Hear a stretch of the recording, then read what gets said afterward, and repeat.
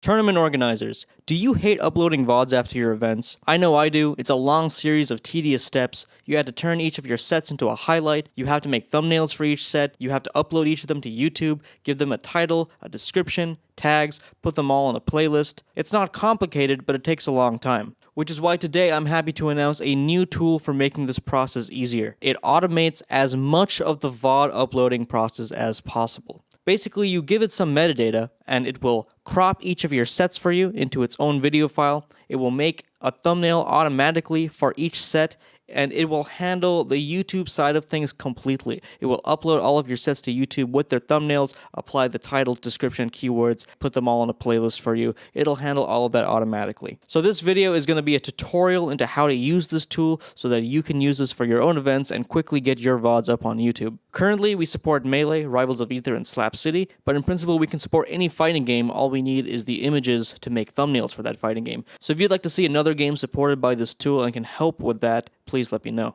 So as I mentioned, this program consists of 3 components. The first crops your full VODs into individual sets, the second makes thumbnails, and the third handles the YouTube side of things. The first component was mostly written by Neil, aka Mr. Gat. This is his code release from over 2 years ago, and this tool is a direct extension of his code from then. Big shoutouts to him for releasing this. The thumbnail making and YouTube handling components were written by me more recently. Okay, let's set this thing up from scratch. I have a brand new Google account and I am downloading a fresh copy of the VOD uploader. You can find a link to the program in the description below. Okay, so once you've unzipped the package, it should look something like this. This VODuploader.exe, this is going to be the program you run when you actually want to use the tool. But before you use the tool, you need to provide the tool with information. You're going to do that in the user provided directory, okay? Most of what you care about is going to be in parameters.txt. Let's start there. So here we have a bunch of things that you as the user can configure when you run this tool. This might look a little intimidating at first, but I assure you we're going to break this all down as we go through the video. It's not that complicated. These controls up here are going to be your most important controls. These 3 lines turn the individual components on or off.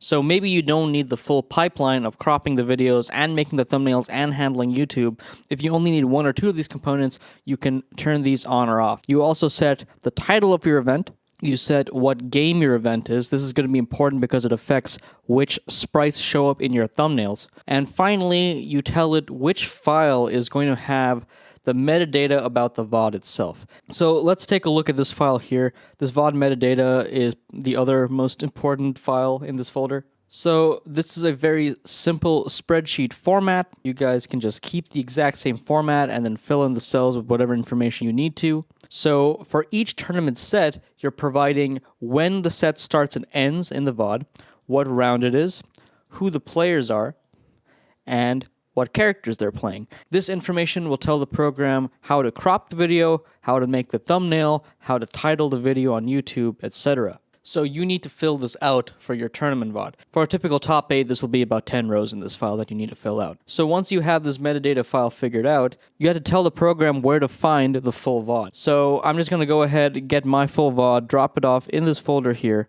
Just go ahead and drop this in here. My full VOD.mp4, that's this file here. This is going to be our full tournament VOD. This is the first hour or so of one of my PX Rivals events, and this has 3 tournament sets in it, so we're going to be using this for our demo here. So now that we have our full VOD in here, we can go ahead and crop the videos. We have crop videos set to true and these other components set to false. We're going to go ahead and run our VOD uploader. Okay, the program closes automatically when it's done.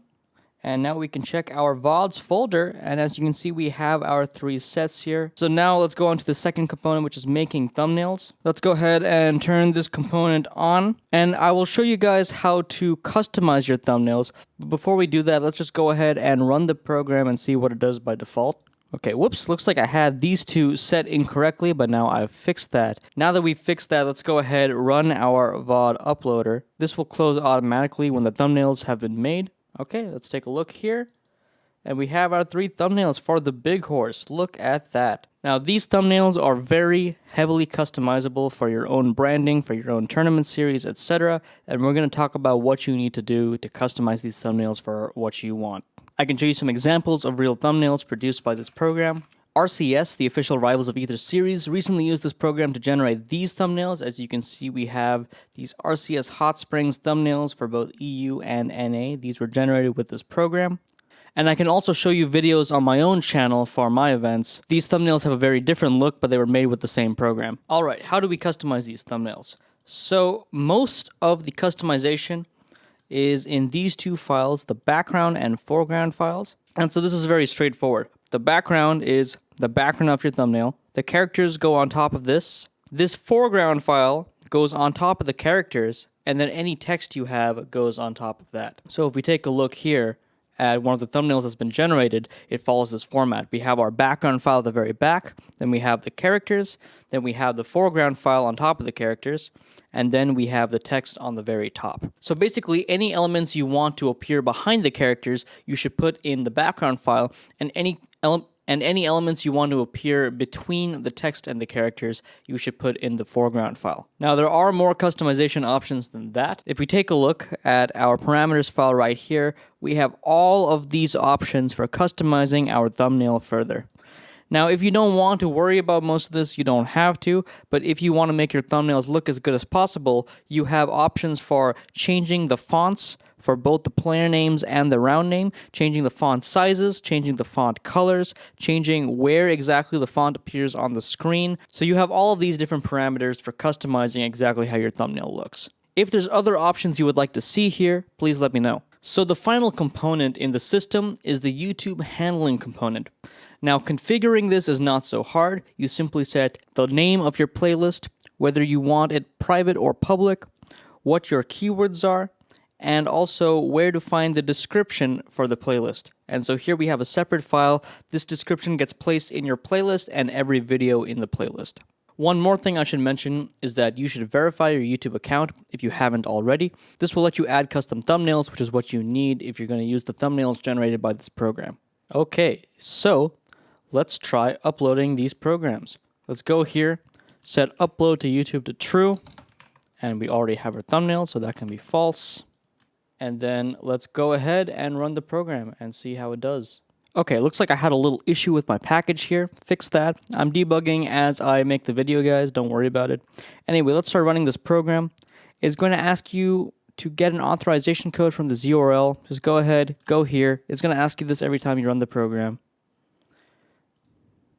Go ahead, go through these steps, get this code, come back to your program, paste it in, and it should start uploading the videos one by one. Alright folks, and there it is. We have our 3 videos uploaded. They have their privacy set. They're all in one playlist. I don't know why I called it my very cool Melee playlist, but that's what it's called. It's got the description. It's all here. The entire YouTube site has been handled automatically. Now, unfortunately, there is one more thing to talk about in terms of the logistics of using a program with YouTube, and that is the YouTube Data API usage limit. By default, YouTube will not let you upload very many videos per day. I think it's about 6 per day. So if you want to upload more than that, which most people uploading tournaments will want to, you will need to apply to get that usage limit increased. That's what I did. It took a little bit of time, but eventually they got back to me, and now I can upload about 100 videos per day. So what you want to do is you want to go to this Data API page, and you want to go to this quota usage section. You can Google for this if you want, and you'll find the quota extension request form. And here you can fill out all of your information, and hopefully YouTube will get back to you soon with an increased data usage limit so that you can upload more videos more frequently. Folks, that's it for this video. I hope you find this tool useful. For me personally, it's probably sped up my process by maybe 3 to 4 times. I really hope it can help you guys as well. As I said before, so far we support Melee, Rivals of Aether, and Slap City. If you would like to help me extend the tool to other games, please let me know. And if you enjoyed this video, please hit the like button. I will catch you guys later.